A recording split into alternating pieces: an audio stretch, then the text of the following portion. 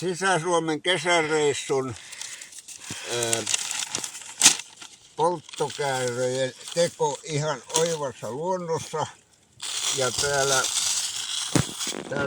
sattumalta sirkkelöintipaikalla.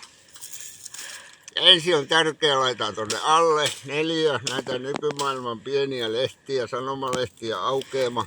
Ja sitten laitetaan 1 tuohon poikittain tollain. Se sitoo tämän käärön. Ja sitten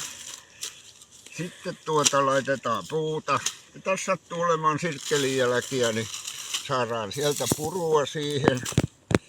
Ja sitten laitetaan sillain sopivasti tätä tavaraa siihen, että siitä tulee klapin kokoinen käärö.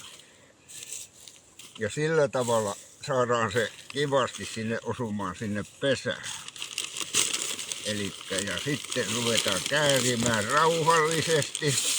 Ei paineta liikaa, ettei siellä mene joku oksa, joka on jäänyt, tai pieni hilve poikittain, niin ei paineta sitä nilujaa, että se rikkoo tuon paperin.